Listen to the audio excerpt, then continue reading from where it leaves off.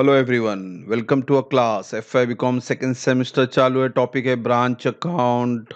Debtor method कर रहे हैं हम लोग। इनवॉइस प्राइस कॉस्ट मेथड हो चुका है हमारा। आज जो हम करें क्वेश्चन नंबर 7 विद सॉल्यूशन। इसके पहले के वीडियो यहाँ आई बटन में चेक कर लें। Without delay let's start with question number 7। Question number 7 क्या बोलता है? तो क्वेश्चन नंबर 7 बोलता है retailer of Calcutta runs a branch shop at Sealdah and Alipore with HO at Salt Lake. तो हेड ऑफिस तो सॉल्ट लेक में है और इनका दो ब्रांच है इसके अंदर, सीलदा एंड अलीपुरे। इसलिए मैंने फॉर्मेट सामने रखा है। यहाँ पे देखो, ब्रांच अकाउंट आपको दो कॉलम बनाने हैं, सीलदा और अलीपुरे करके, डेबिट और क्रेडिट में। ठीक है। Purchase are made by the HO and the charge to be branch at selling price with 33 1/3 यानी 33.33% over the cost. Once again यहाँ पे भी प्रॉफिट जो है वो कॉस्ट पे दिया हुआ है, यानी इसको भी कन्वर्ट करना पड़ेगा आपको सेलिंग प्राइस पे। 1/3 है कॉस्ट पे, यानी सेलिंग होगा 1/4 यानी 25%। ठीक है, उसका टेबल दिखा देता हूँ बाद में।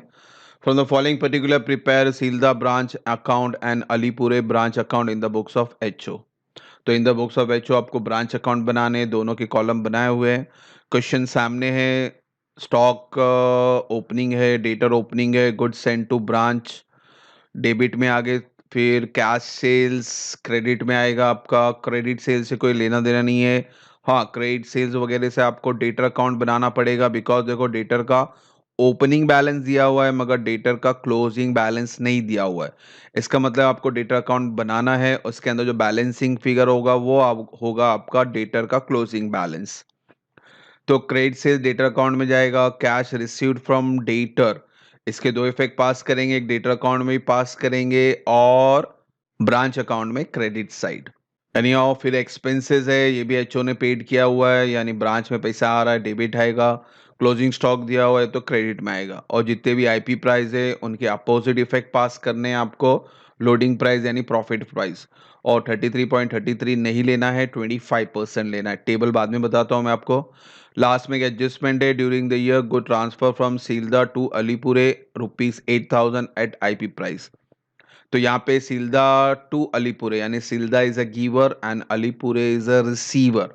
तो अलीपुरे डेबिट होंगे और सीलदा क्रेडिट होंगे। 8,000 से आईपी है, यानी इसके ऊपर भी आपको लोडिंग प्राइस निकालना पड़ेगा। तो बच्चों अब सम शुरू करते हैं, पोस्टिंग शुरू करते हैं। पहला ओपनिंग बैलेंस ले लेते हैं। ओपनिंग बैलेंस और स्टॉक और डेटर लिख लेते हैं हम लोग। और स्टॉक का आईपी प्राइस दिया हुआ है, यानी इसका लोडिंग प्राइस अपोजिट साइड आएगा। आपको परसेंटेज 33.33 नहीं लेना है, आपको कितना लेना है 25%। टेबल यहाँ बता दूं मैं आपको। तो जब भी कॉस्ट दिया रहेगा उसको चेंज करें सेल्स के अंदर।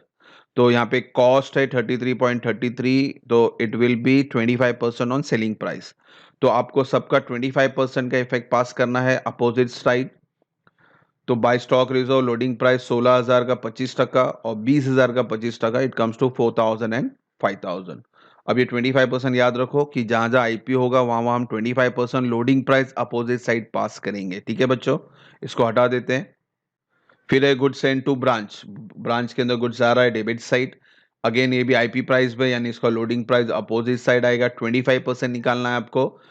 तो by good send to branch same ही लिखना है, मगर ब्रैकेट में आपको यहाँ पे लोडिंग प्राइस लिखना है। तो 40,000 का 25% 10,000 और 60,000 का 25% 15,000।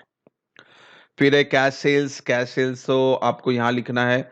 और कलेक्शन फ्रॉम डेटर, दो एंट्री आपको यहाँ पास करनी है एक साथ, 20,000 30,000, 20,000 30,000 और अलीपुरे का था 30 और 60। कैश सेल्स और कलेक्शन फ्रॉम डेटर ये दोनों ही पैसा आपको एचओ को रेमिट करना है, इसलिए क्रेडिट साइड में। क्रेडिट सेल्स वगैरह हमको डेटा अकाउंट में यूज होगा तब देखेंगे। फिलहाल एक्सपेंस है, एक्सपेंस पेड बाय एचओ, यानी ये भी पैसा ब्रांच में आ रहा है। ब्रांच इज अ रिसीवर, तो डेबिट साइड लिखेंगे टू बैंक अकाउंट 3,000 5,000। तो अब बच्चों लास्ट में हमारा क्लोजिंग स्टॉक है। क्लोजिंग स्टॉक क्रेडिट साइड में लिखेंगे। क्लोजिंग स्टॉक यानी क्लोजिंग बैलेंस लिखना है। क्लोजिंग बैलेंस में दो फिगर आएंगे, क्योंकि ओपनिंग में स्टॉक डेटा था तो क्लोजिंग में भी स्टॉक और डेटर आएगा। स्टॉक का तो क्लोजिंग आपको डायरेक्टली दिया हुआ है 2028। इसका लोडिंग प्राइस आपको अपोजिट साइड पास करना है 25%। तो 20 का 25% 5,000 और 28,000 का 25% 7,000।